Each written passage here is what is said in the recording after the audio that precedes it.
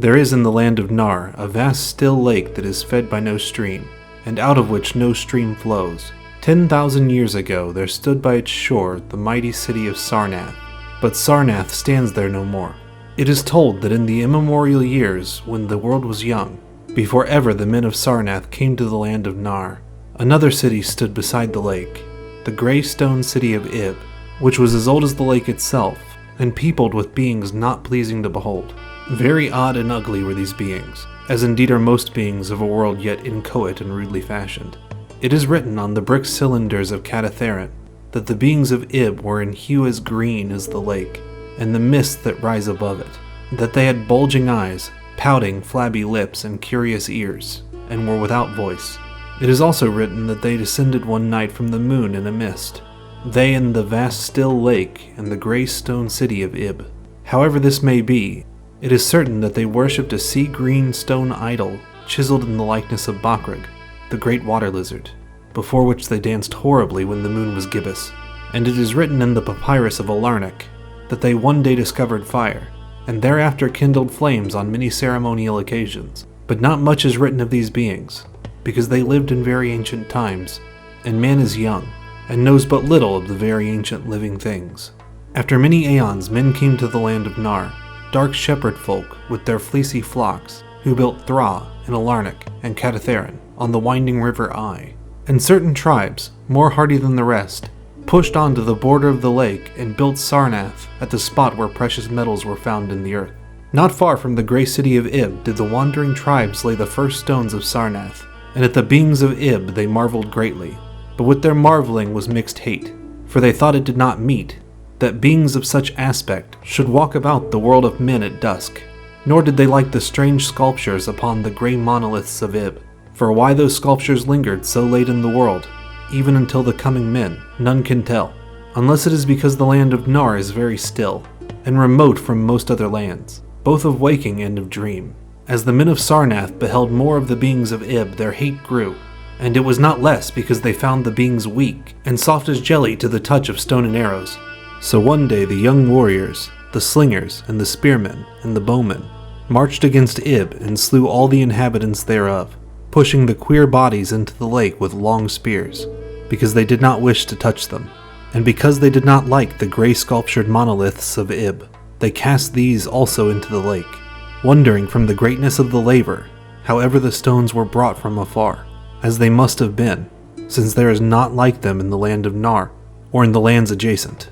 Thus of the very ancient city of Ib was nothing spared, save the sea-green stone idol chiseled in the likeness of Bakrug, the water lizard. This the young warriors took back with them as a symbol of conquest over the old gods and the beings of Th, and as a sign of leadership in Nar. But on the night after it was set up in the temple, a terrible thing must have happened, for weird lights were seen over the lake, and in the morning the people found the idol gone, and the high priest Taran Ish laying dead, as from some fear unspeakable. And before he died, Taran Ish had scrawled upon the altar of chrysolite, with coarse shaky strokes, the sign of doom. After Taran Ish there were many high priests in Sarnath, but never was the sea-green idol found. And many centuries came and went, wherein Sarnath prospered exceedingly, so that only priests and old women remembered what Taran Ish had scrawled upon the altar of chrysolite. Betwixt Sarnath and the city of Alarnach arose a caravan route, and the precious metals from the earth were exchanged for other metals, and rare cloth and jewels, and books and tools for artificers, and all things of luxury that are known to the people who dwell along the winding river Ai and beyond. So Sarnath waxed mightily and learned and beautiful, and sent forth conquering armies to subdue the neighboring cities. And in time there sate upon the throne in Sarnath the kings of all the land of Nar, and of many lands adjacent. The wonder of the world and pride of all humanity was Sarnath the Magnificent. Of polished, desert-quarried marble were its walls, in height 300 cubits and in breadth 75, so that chariots might pass each other as men drove them along the top. For full 500 stadia did they run, being open only on the side toward the lake where a green stone seawall kept back the waves that rose oddly once a year at the festival of the destroying of Ib. In Sarnath were 50 streets from the lake to the gates of the caravans, and 50 more intersecting them. With onyx they were paved, save those whereon the horses and camels and elephants trod, which were paved with granite.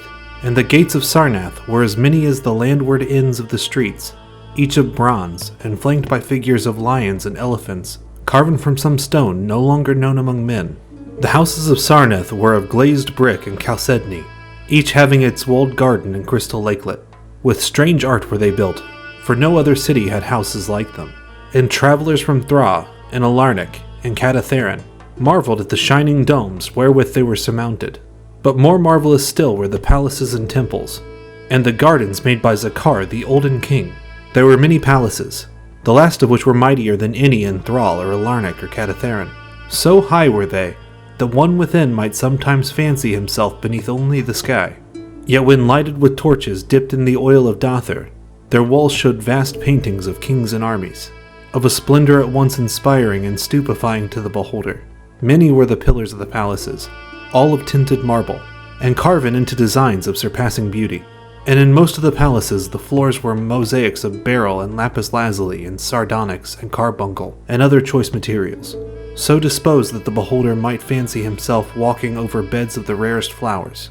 And there were likewise fountains, which cast scented waters about in pleasing jets arranged with cunning art. Outshining all others was the palace of the kings of Nar and of the lands adjacent. On a pair of golden crouching lions rested the throne, many steps above the gleaming floor, and it was wrought of one piece of ivory, though no man lives who knows whence so vast a piece could have come. In that palace there were also many galleries, and many amphitheaters where lions and men and elephants battled at the pleasure of kings. Sometimes the amphitheaters were flooded with water conveyed from the lake in mighty aqueducts, and then were enacted stirring sea fights, or combats betwixt swimmers and deadly marine things. Lofty and amazing were the 17 tower-like temples of Sarnath, fashioned of a bright multicolored stone not known elsewhere. A full 1,000 cubits high stood the greatest among them, wherein the high priest dwelt with a magnificence scarce less than that of the kings. On the ground were halls as vast and splendid as those of the palaces, where gathered throngs in worship of Zul-Kalar and Tamash and Laban, the chief gods of Sarnath, whose incense-enveloped shrines were as the thrones of monarchs. Not like the icons of other gods were those of Zul-Kalar and Tamash and Laban, for so close to life were they that one might swear the graceful bearded gods themselves sate on the ivory thrones.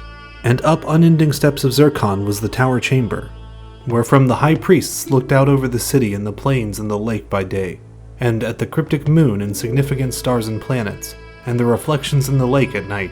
Here was done the very secret and ancient rite and detestation of Bokrog, the water lizard, and here rested the altar of chrysolite which bore the doom scroll of Terran Ish.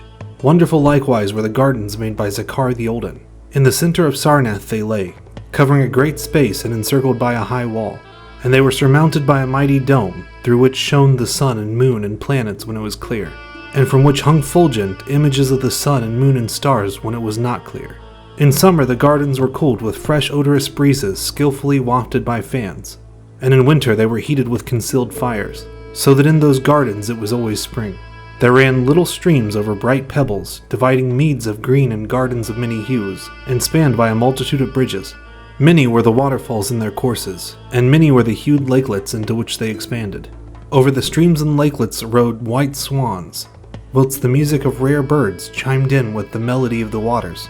In ordered terraces rose the green banks, adorned here and there with bowers of vines and sweet blossoms, and seats and benches of marble and porphyry. And there were many small shrines and temples where one might rest and pray to the small gods. Each year there was celebrated in Sarnath the feast of the destroying of Ib, at which time wine, song, dancing, and merriment of every kind abounded.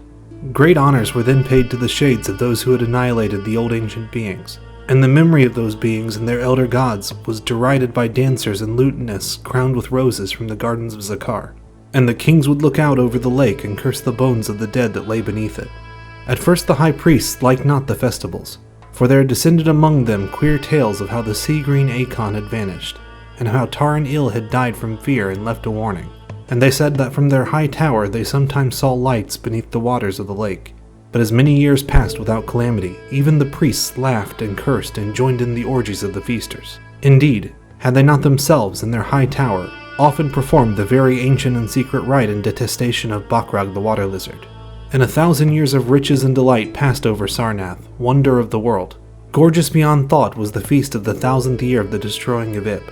For a decade had it been talked of in the land of Nar, and as it drew nigh there came to Sarnath on horses and camels and elephants men from Thra and Alarnak and Cadatharan, and all the cities of Nar and the lands beyond. Before the marble walls on the appointed night were pitched the pavilions of princes and the tents of travelers. Within his banquet hall reclined Nargis Haid, the king, drunken with ancient wine from the vaults of conquered Noth, and surrounded by feasting nobles and hurrying slaves. There were eaten many strange delicacies at the feast: peacocks from the distant hills of Linplin, heels of camels from the Nazik desert, nuts and spices from the Sadathrian groves, and pearls from the wave-washed Tull dissolved in the vinegar of Thra. Of spices there were an untold number, prepared by the subtlest of cooks in Nar, and suited to the palate of every feaster. But most prized of all of the viands were the great fishes from the lake, each of vast size, and served upon golden platters set with rubies and diamonds, whilst the king and his nobles feasted within the palace, and viewed the crowning dish as it awaited them on golden platters. Others feasted elsewhere.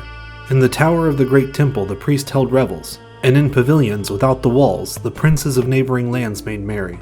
And it was the high priest Naikal who first saw the shadows that descended from the gibbous moon into the lake, and the damnable green mists that arose from the lake to meet the moon, and to shroud in a sinister haze the towers and domes of the fated Sarnath.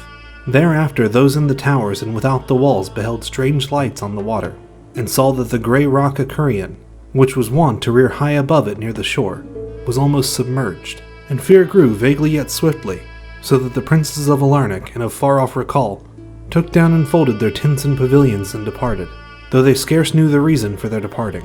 Then, close to the hour of midnight, all the bronze gates of Sarnath burst open, and emptied forth a frenzied throng that blackened the plain, so that all the visiting princes and travelers fled away in fright. For on the faces of this throng was writ a madness born of horror unendurable, and on their tongues were words so terrible that no hearer paused for proof. Men whose eyes were wild with fear shrieked aloud of the sight within the king's banquet hall, where through the windows were seen no longer the forms of Nargis High and his nobles and slaves, but of a horde of indescribable green voiceless things with bulging eyes, pouting flabby lips, and curious ears, things which danced horribly, bearing in their paws golden platters set with rubies and diamonds, and containing uncouth flames, as they fled from the doomed city of Sarnath on horses and camels and elephants, looked again upon the mist-begetting lake, and saw the grey rock Acurian was quite submerged. Through all the land of Nar and the land adjacent spread the tales of those who had fled from Sarnath, and caravans sought that accursed city and its precious metals no more. It was long ere any travelers went thither, and even then only the brave and adventurous young men of yellow hair and blue eye, who are no kin to the men of Nar. These men indeed went to the lake to view Sarnath, but though they found the vast still lake itself, and the grey rock Acurian, which rears high above it near the shore, they beheld not the wonder of the world and the pride of all mankind. Where once had risen walls of 300 cubits and towers yet higher, now stretched only marshy shore, and where once had dwelt 50 million of men, now crawled the detestable water lizard. Not even the mines of precious metal remained. Doom had come to Sarnath, but half buried in the rushes was spied a curious green idol, an exceedingly ancient idol chiseled in the likeness of Bakruk, the great water lizard. That idol, enshrined in the high temple of Alarnak, was subsequently worshipped beneath the gibbous moon throughout the land of Nar.